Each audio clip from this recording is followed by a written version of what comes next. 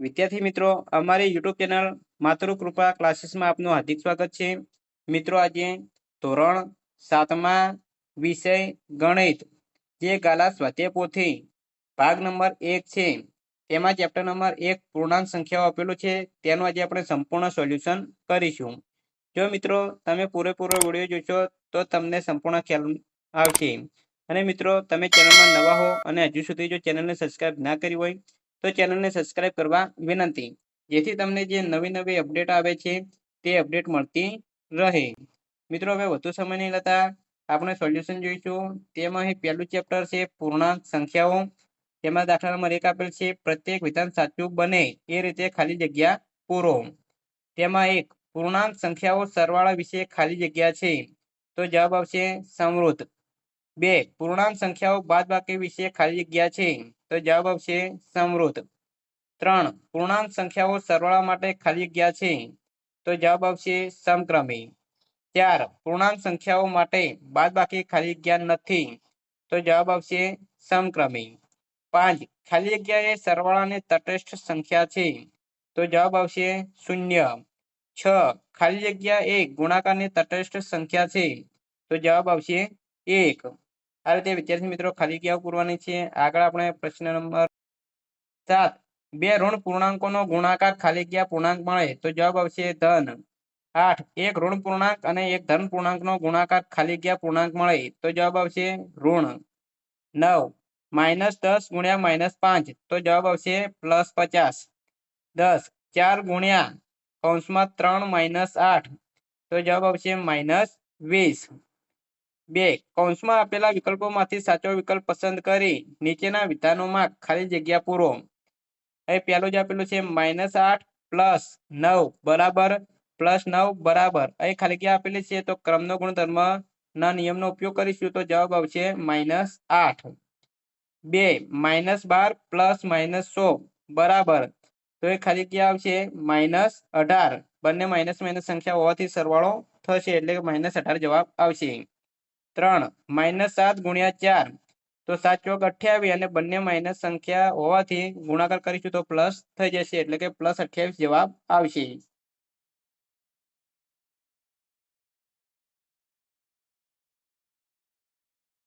4 -10 ગુણ્યા +5, તો 10 પંચા 50, પણ એક માઇનસ સંખ્યા હોવાથી -50 જવાબ આવશે. 5 પૂર્ણાંક સંખ્યાઓમાં ખાલી જગ્યા વિશે ક્રમનો નિયમ જળવાતો નથી, તો જવાબ આવશે ભાગાકાર. 6 -10 ગુણ્યા ખાલી જગ્યા બરાબર -10, તો એ +1 વડે ગુણીશું તો જવાબ આવશે -10 એટલે જવાબ આવશે +1. 7 -20 ગુણ્યા ખાલી જગ્યા બરાબર 0, તો જવાબ આવશે 0. 8 ખાલી જગ્યા ઋણ પૂર્ણાંકોનો ગુણાકાર ધન સંખ્યા મળે, જવાબ આવશે 2. 9 -5 + -8 બરાબર -8 + -5 એ પૂર્ણાંકોનો સરવાળા વિશે ખાલી જગ્યા ગુણધર્મ સૂચવે છે, જવાબ આવશે ક્રમનો. 10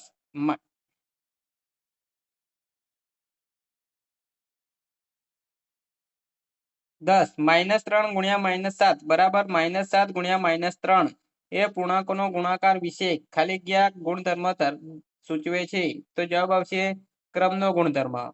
11 -5 પ્લસ કૌંસમાં 8 + 4 બરાબર -5 + 8 + 4 એ પૂર્ણાંકોનો સરવાળા વિશે ખાલી જગ્યા ગુણધર્મ સૂચવે છે, તો જવાબ આવશે જૂથનો.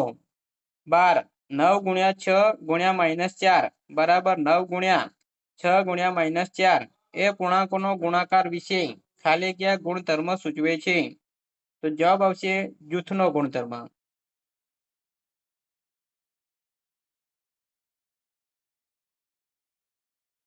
3 નીચેના દરેક પ્રશ્નના જવાબ માટે આપેલા વિકલ્પોમાંથી સાચો વિકલ્પ શોધી તેનો ક્રમ અક્ષર પ્રશ્નની સામે આપેલા ચોરસ બોક્સમાં લખો.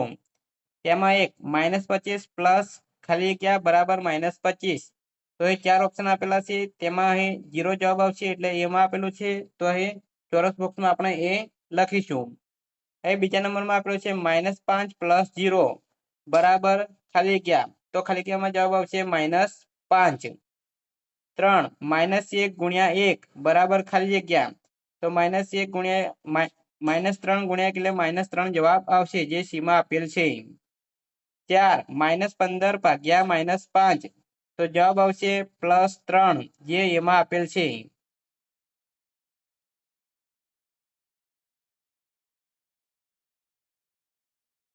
5 -10 ગુણ્યા -4 બરાબર ખાલી ગયા તો જવાબ થશે 10 ચોક 40.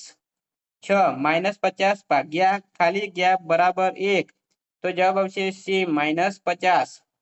7 -1 -1 તો જવાબ આવશે 0 જે એમાં આપેલ છે.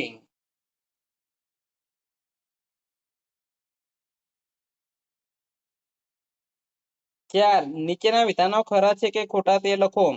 તેમાં 1 -4 ને -9 વડે ગુણતા જવાબ 36 મળે. આ વિધાન ખરું છે. 2 8 ને -4 વડે ગુણતા જવાબ 32 મળે. આ વિધાન ખોટું છે. 3 0 ભાગ્યા a બરાબર 0 જ્યાં a નોટ ઇક્વલ ટુ 0 આ વિધાન ખરું છે. 4 x ભાગ્યા 0 એ અર્થહીન છે. આ વિધાન ખરું છે. 5 -20 ને -2 વડે ભાગતા જવાબ 10 મળે. આ વિધાન ખરું છે. 6 -8 માં -2 ઉમેરતા જવાબ -10 મળે. આ વિધાન ખરું છે. 7 -30 ભાગ્યા -100 બરાબર -5 આ વિધાન ખોટું છે.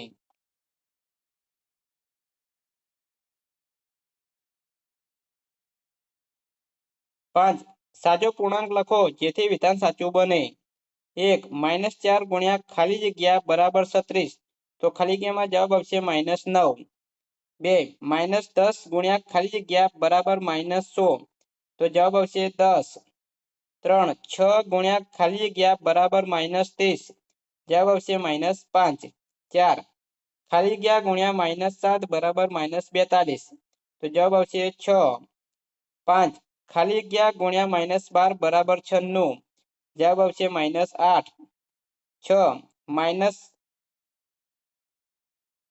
6 ખાલી જગ્યા ગુણ્યા -3 બરાબર 33 જવાબ આવશે -11. 7 -9 ગુણ્યા -9 બરાબર ખાલી જગ્યા જવાબ આવશે 81. 8 -9 ગુણ્યા 9 બરાબર ખાલી જગ્યા જવાબ આવશે -81. 9 10 ભાગ્યા -2 બરાબર ખાલી જગ્યા જવાબ આવશે -5. 10 -9 10 ભાગ્યા -2 બરાબર ખાલી જગ્યા જવાબ આવશે 5.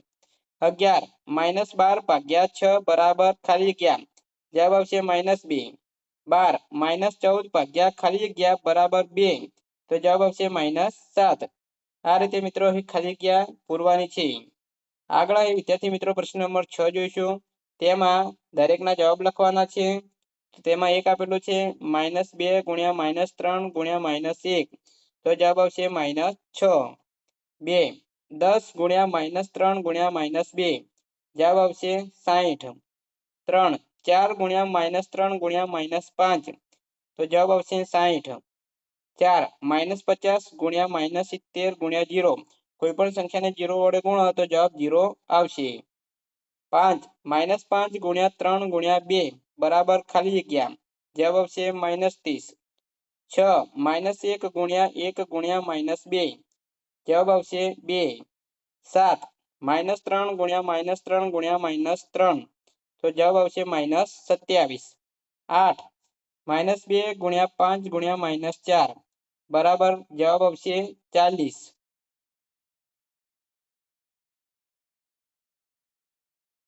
પ્રશ્ન નંબર 7 વિભાજનના ગુણધર્મોનો ઉપયોગ કરી નીચેનાનું સાદુરૂપ આપો.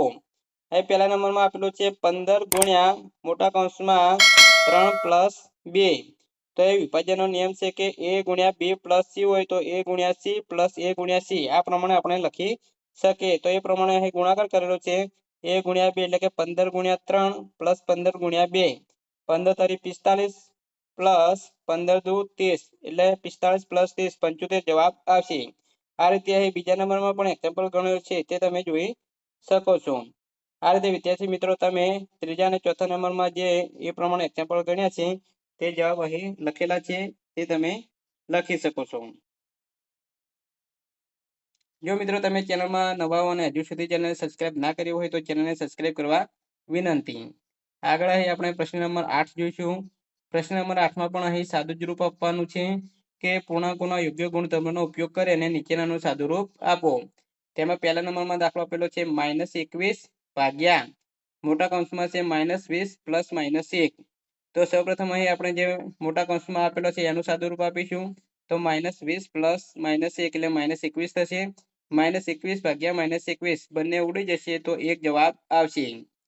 એ બીજા નંબરમાં આપેલું છે મોટા કૌંસમાં -24 ભાગ્યા 8 ભાગ્યા 3। તો એ સાદું રૂપ પહેલા આપીશું તો -24 ભાગ્યા 8। તો અવયવ પાડીશું 24ના -3 ગુણ્યા 8। તો એ 8 8 ઉડી જશે તો -3 ભાગ્યા 3। તો જવાબ આવશે -1। આ જ રીતે જે 3 4 5 અને 6 જે એક્ઝામ્પલ આપેલા છે તેનું સાદું રૂપ આપેલું છે તે તમે જોઈ શકો છો। આ રીતે વિદ્યાર્થી મિત્રો પહેલા જે મોટા કૌંસમાં હોય તેનું સાદું રૂપ આપવાનું, એના પછી જે બીજી સંખ્યા હોય તેની સાથે ભાગાકાર કરવાનો છે। આ રીતે આગળ આપણે વિદ્યાર્થી મિત્રો પ્રશ્ન નંબર 9 જોઈશું। તેમાં અહીં રકમ આપેલી છે તો આપણે રકમ વાંચીશું એટલે તમને ખ્યાલ આવશે કે એક પરીક્ષામાં સાચા જવાબ માટે +5 ગુણ અને ખોટા જવાબ માટે -2 ગુણ આપવામાં આવ્યા। નીલાએ 65 ગુણ મેળવ્યા। જો તેના 15 પ્રશ્નો સાચા હોય તો નીચેમાંથી કેટલા જવાબ ખોટા છે? તો ઉકેલ લખતા પહેલા આપણે સાચા જવાબ માટે +5 ગુણ આપવામાં આવે છે, ખોટા જવાબ માટે -2 ઓછા કરવામાં આવે છે અને કુલ ગુણ 65 મેળવ્યા છે। તો સાચા પ્રશ્નો 15 ગુણ્યા 5 એટલે કે 75 ગુણ, કપાયેલા ગુણ 75 - 65 એટલે કે 10 ગુણ કપાયા છે। તો એક પ્રશ્ન માટે -2 ગુણ કપાય છે તો 10 ભાગ્યા -2 તો 10 ભાગ્યા 2 તો જવાબ આવશે 5। તો 5 ખોટા પ્રશ્નો પડ્યા।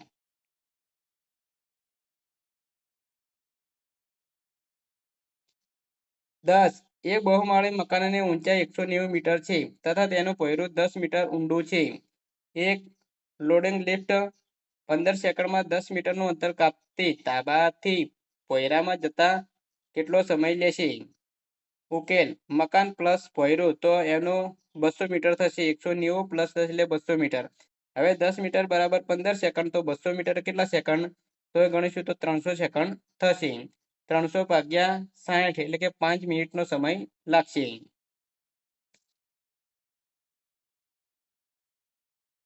11 ટૂંકી રીતની ગણતરી કરો। અહીં પહેલા નંબરમાં દાખલા આપેલો છે -5 ગુણ્યા મોટા કૌંસમાં 6 પ્લસ -4। તો સૌપ્રથમ અહીં આનું સાદું રૂપ આપીશું તો 6 - 4 એટલે 2 વચ્ચે તો -5 ગુણ્યા 2 એટલે -10 જવાબ આવશે। એવી જ રીતે -8 ગુણ્યા મોટા કૌંસમાં -2 પ્લસ -1। અહીં સાદું રૂપ આપીશું તો -2 અને -1 -3 થશે। તો -8 ગુણ્યા -3 એટલે 8 તરી 24 માઇનસ અને માઇનસ પ્લસ થશે એટલે +24 જવાબ આવશે। 12 નીચેની બાબત પૂર્ણાંક સંખ્યાઓનો કયો ગુણધર્મ સ્પષ્ટ કરે છે તે લખો। હવે પહેલામાં આપેલું છે -7 પ્લસ -2 બરાબર -2 પ્લસ -7। તો એ સરવાળા માટે ક્રમનો નિયમ વપરાયેલ છે। 2 -8 ગુણ્યા -4 બરાબર -4 ગુણ્યા -8। તો એ ગુણાકાર માટે ક્રમનો નિયમ વપરાયેલ છે। ત્રીજામાં 5 પ્લસ મોટા કૌંસમાં -3 પ્લસ -2 બરાબર 5 પ્લસ -3 પ્લસ -2। તો એ સરવાળા માટે જૂથનો નિયમ વપરાયેલ છે। અને ચોથા નંબરમાં જે આપેલ છે તે ગુણાકાર માટે જૂથનો નિયમ વપરાયેલ છે।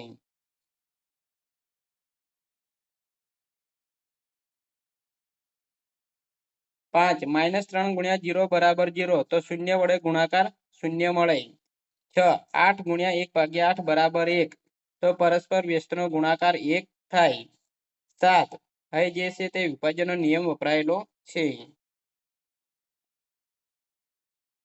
પ્રશ્ન નંબર 13 જવાબ લખો। તો વિદ્યાર્થી મિત્રો અહીં 10 જે એક્ઝામ્પલ આપેલા છે તેના જવાબ અહીં સામે લખેલા છે તે તમે જોઈ શકો છો કે -5 પ્લસ -5 તો બંને માઇનસ સંખ્યા હોવાથી જવાબ થશે -10। -5 -5 તો માઇનસની માઇનસ પ્લસ થશે એટલે કે -5 પ્લસ 5 એટલે 0 જવાબ આવશે। આ રીતે અહીં 10 જવાબ લખેલા છે તે તમે જોઈ શકો છો। આગળ પ્રવૃત્તિ આપેલી છે તે પ્રવૃત્તિમાં જોડકા જોડવાના છે તે આ રીતે જવાબ આવશે। જો વિદ્યાર્થી મિત્રો વિડીયો સારો લાગ્યો હોય તો લાઈક કરો, શેર કરો અને સબસ્ક્રાઇબ કરો તથા ગાલા સ્વાધ્યાય પોથીના બીજા ચેપ્ટરના વિડીયો અહીં ચેનલમાં મૂકેલા છે તે તમે જોઈ શકો છો. Thank you.